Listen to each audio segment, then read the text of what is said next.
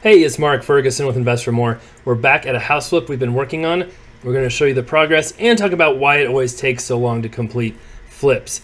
Now, this is actually a fairly easy one, but it still takes us a while to do these just because there's so many moving parts. I know a lot of people think you just get in there, fix up a house real quick, and get it on the market, and it never works that way. The first thing on this house, we have that weird entryway, and we've talked about it before in a number of videos. And I think we're just going to cut it off even across the front, and not only does it look weird, but our lockbox is on the hose bib, and multiple people hit their head on that thing all the time, and it does not feel good. So here's inside the house. Of course, I'll link to a video of what it looked like when we first bought it below, so you can see that in the comments. We still need to get a roof, so that's one of our delays. Roofs are just so expensive now, and we've been trying to find some new companies. We got a couple bids on it. Got some more bids, and we finally found one that's not great, but it's okay. And then we need to refinish the floors, so we've got that scheduled.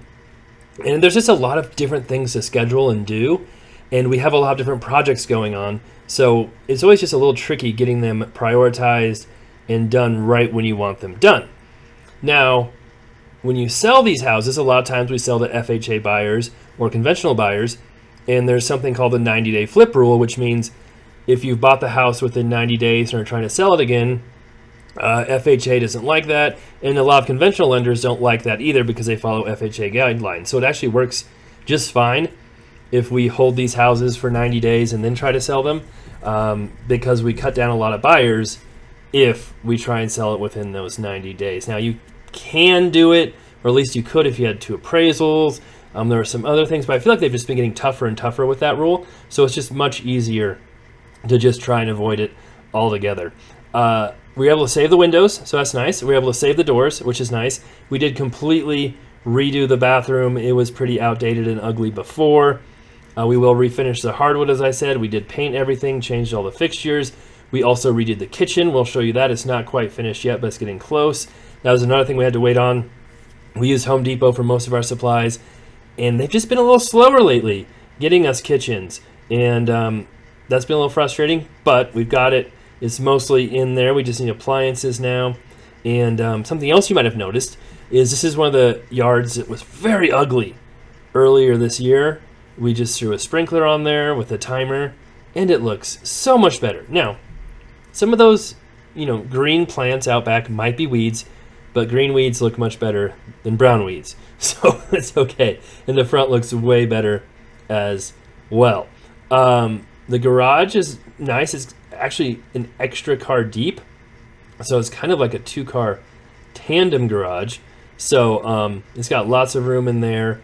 We're not doing too much out there, just cleaning it up mostly, leaving it as it was. And then it's got a full basement as well, which we'll show you here too. We're going to carpet down here, so that's on the schedule as well. We always want to paint and get all that done first before we do carpet. Few minor things down here. There's some kind of fluorescent lights in here we need to put covers on. And just a few other real minor things. And one of the lights in this bedroom wasn't working, so obviously we want to make sure the lights are working. That's a pretty important thing. That one right there. So we're really close. And this is just the utility room. We might, I don't know if we need to hit that with some paint, make that look just a little better. It wouldn't hurt.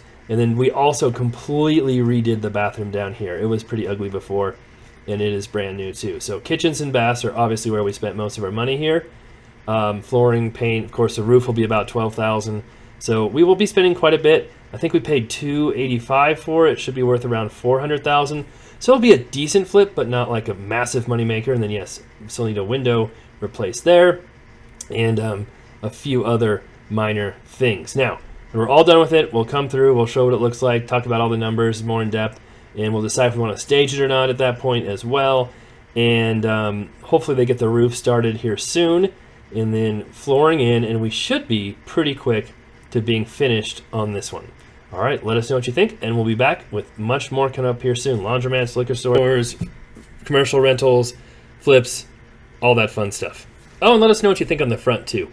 There's a few other houses in the neighborhood that have different looks, and we'll post some of these as well as we head out of here.